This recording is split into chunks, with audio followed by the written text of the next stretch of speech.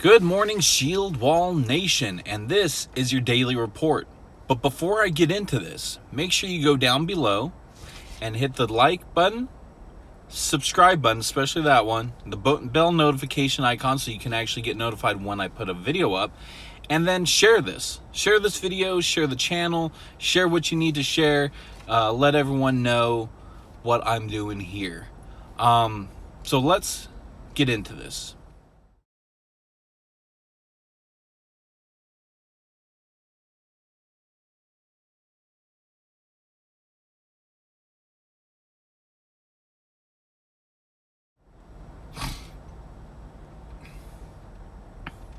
So here's some of the COVID statistics. I didn't say it last week, but I'll tell you guys this today, and then I'll put the statistics so you can actually see it with your own eyes. Let's see, the global cases are 16,442,487, with an active 5,443,867. Global deaths are at 652,606. Global recoveries are 10,064,736. With active cases, or with U.S. cases, is 4,371,839. U.S. deaths are 149,849. And U.S. recoveries are 2,090,129. So, yeah, it's not looking good. There's a lot of climbs in California. In fact, California surpassed New York, which during the first wave, New York was just screaming. It was flying up there. And now they kind of subsided a little bit, and now California kind of took the lead. So it's not good. And so there's been a few incidences of people clashing with other people about not wearing masks. There's this one video up. I've seen it, but I didn't look it up to put in here. An older lady pepper spraying a couple that were at a park bench eating lunch. So she pepper sprayed, and now they got her license plate number, and is filing a case against her. So it doesn't matter how old you are, you don't have the right to assault people because they're not wearing a mask.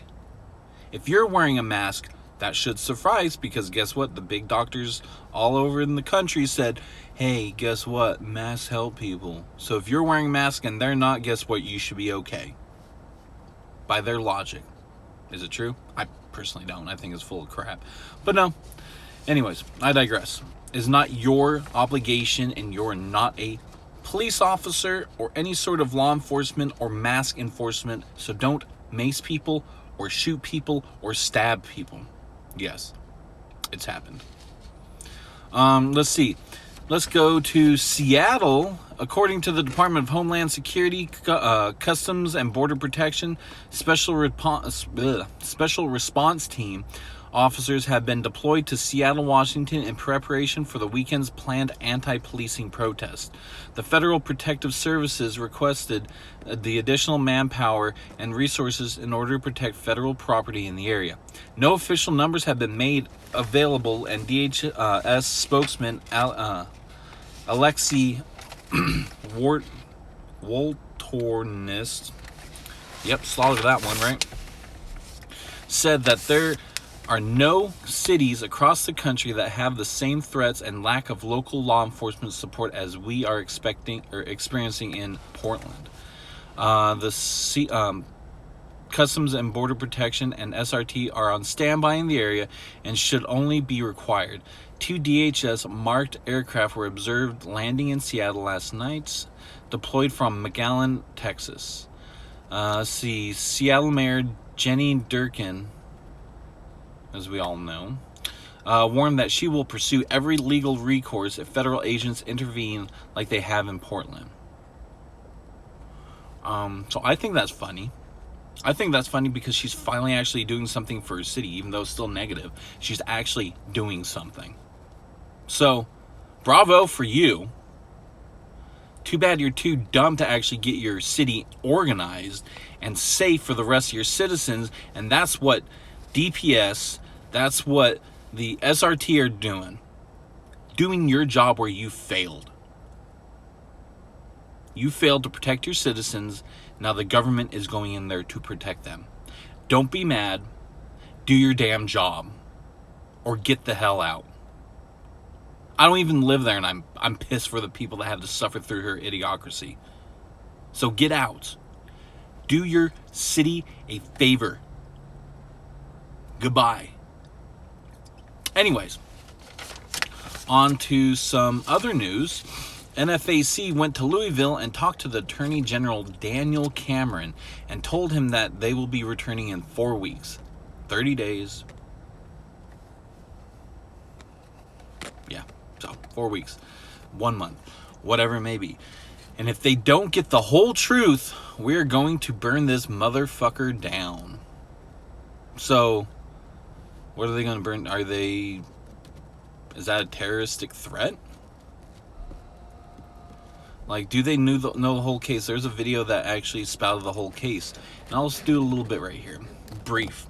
There was 2 no-knock warrants. And in order to get a no-knock warrant, there has to be substantial evidence presented to a judge stating these are the reasons why we need to get into this place by not knocking, so we can surprise them because they have guns, they may know we're coming, whatever it may be. So there's 2 no-knock warrants. 2. One in another location. That's why you hear they already arrested the person. That's why. There's 2. And they did no-knock warrant on the Brianna's house. I forgot her name. On her house as well. Now they say that she was in the bedroom asleep when they came in. But she was in the living room. That's where apparently she was shot. The boyfriend says that he fired, and that's what caused the whole thing to erupt. But she was shot 8 times. So I don't know. I don't know if maybe she was involved more than that, what was being led on, or a shot was fired and she was the most visual person there. Therefore, they thought she was shooting and then shot her. But regardless, the warrant that they had her name on it.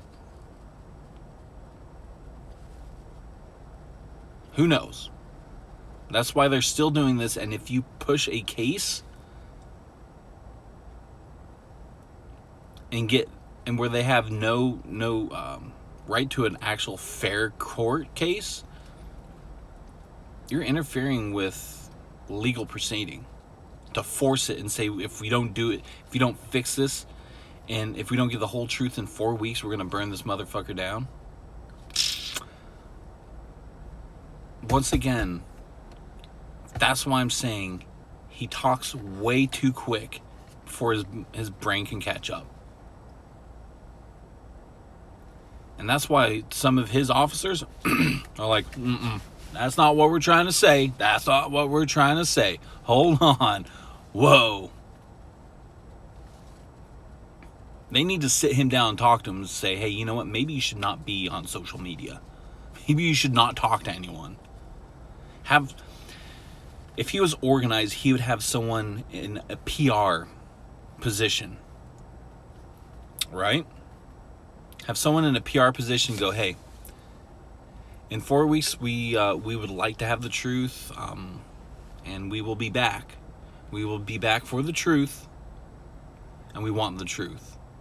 Not, hey, we're going to just start destroying stuff. Because then if you have a group of people with weapons coming into your town, destroying stuff, that's not going to look good at all. And speaking of Kentucky, Louisville, Kentucky, this group of highly trained NFAC members had a negligent discharge. And that's not good. And it sucks the fact that 3 people were injured. Now, My question, if these were all trained professionals and expert marksmanship, well, I mean, they are. One shot hit 3 people, has 100% accuracy. But if they're trained professionals, they wouldn't have gone into a city that they're peacefully protesting with one in the chamber. They are not encountering enemies. First off, at that point, they were surrounded by nothing but NFAC support and members. There was literal no enemies around. I want to show you a video of what happened, and then I'm going to show you another video of an interview with Grandmaster Jay. So here's the first video. It's going to be silence, but it's going to show the incident of what happened.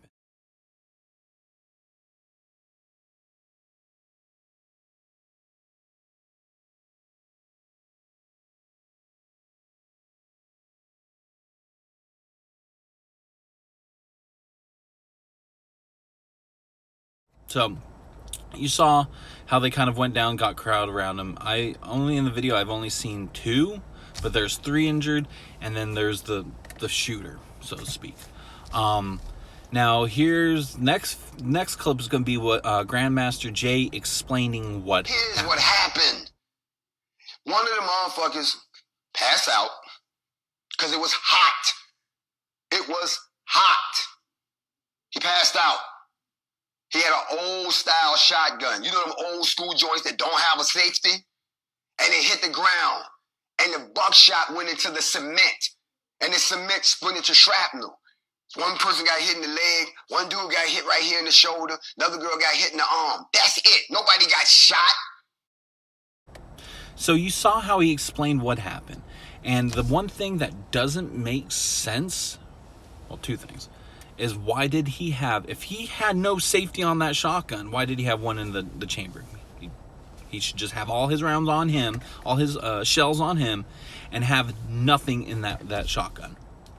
That was one mistake. And the second mistake was, that didn't make sense, was you saw in the other video how separate. You see from one side of the screen is kind of where they kind of picked up the shotgun. You can go back and look. They kind of pick up the shotgun.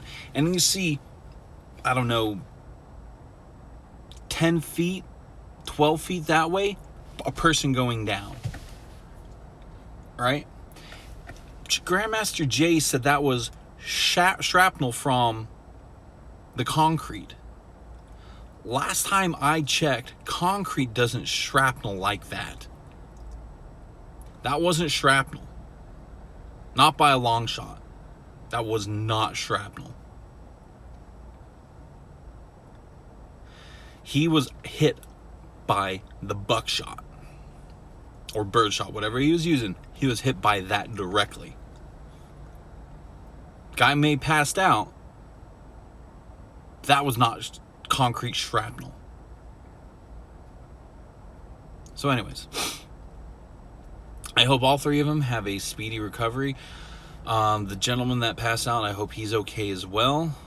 I understand it was hot there. It was hot all over the dang country, so I'm pretty sure it was hot in Louisville, Kentucky. Pretty damn sure. So I hope everyone was okay. I hope everyone that wasn't even in that incident is okay and they're not suffering from heat exhaustion or a heat stroke. But I hope they learn from this. They're not as professional as they say they are.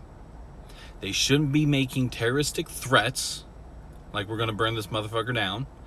And second of all, this is where the whole leadership failed in the NFAC. They should have put out a bulletin. If they did or didn't, I don't know. They should have put out a bulletin saying no rounds in the chamber.